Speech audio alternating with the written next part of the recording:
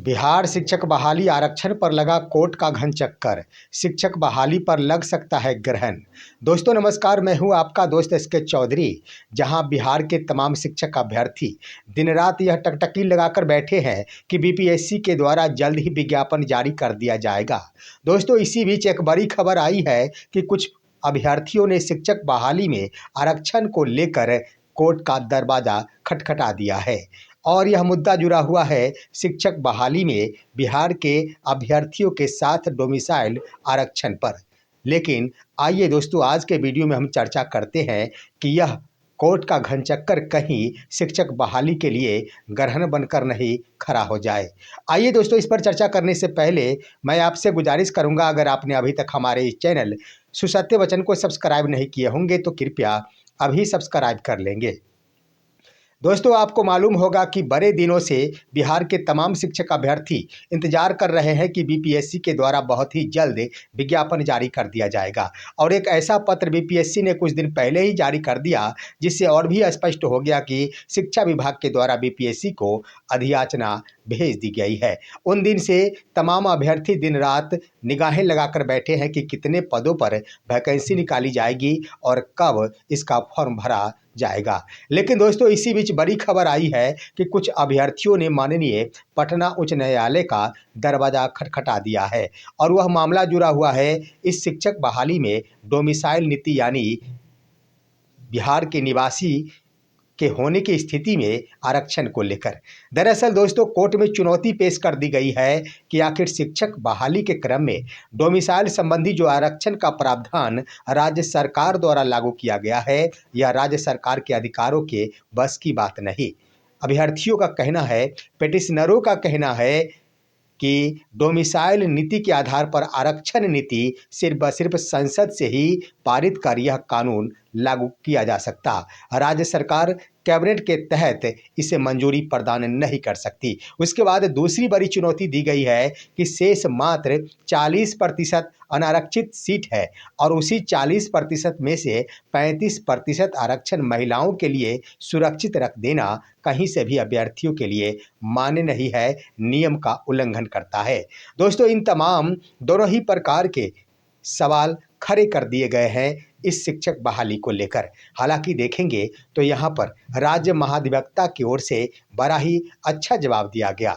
उनका कहना ये था कि यह आरक्षण का प्रावधान जो लागू किया गया है वह बिहार के विद्यालयों में पढ़े लिखे अभ्यर्थियों के लिए अवसर प्रदान किया गया है। और साथ ही साथ उन्होंने ये भी कही, इससे पहले आइए अभ्यर्थियों ने यह भी आरोप लगाया कि सिर्फ बिहार के ही वासी नहीं, यहाँ पर पूरे देश भर के अभ्यर्थियों को इसमें सम्मिलित होने का अवसर प्रदान किया जाना चाहिए, जिसको लेकर राज्य महाधिवक्ता के स्तर से सफाई पेश की गई। और सफाई के क्रम में यह स्पष्ट कर दिया गया कि जो भी नीतियां लागू की गई है वह बिहार के विद्यालयों में पढ़ने वाले तमाम छात्रों को एक अवसर प्रदान किया गया है।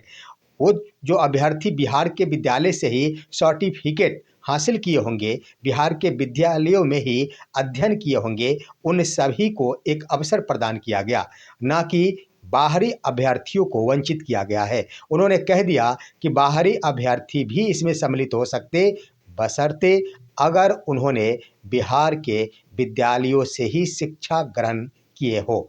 यानी उनका स्पष्ट कहना था कि बिहार से बाहर के वासी भी इसके अभ्यर्थी माने जाएंगे, लेकिन उनके लिए बस एक शर्त रह गया कि उन्हें बिहार के विद्यालय से डिग्री प्राप्त होनी चाहिए। अब देखना दिलचस्प हो गया है कि एक तरफ जहां बिहार के अभ्यर्थी शिक्षक बनने को लेकर आतुर है, बिहार के तमाम अभ्यर्थी दिन रात निगाहें लगाकर बैठे हैं कि कब वैकेंसियां निकाली जाएगी, वहीं पर अब देख लिया जाए यह मामला कोर्ट का चक्कर लगाते फिर रहा।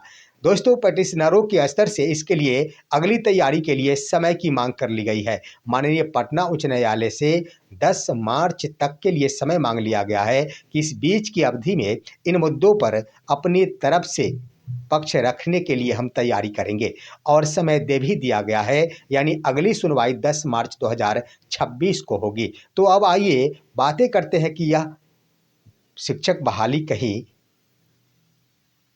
बहाली कहीं बीच में न लटक जाए। दोस्तों, इसको लेकर अभ्यर्थियों के स्तर से, छात्र नेताओं के स्तर से जो अंदेशा सताया जा रहा था, कहीं वह सही न साबित हो जाए।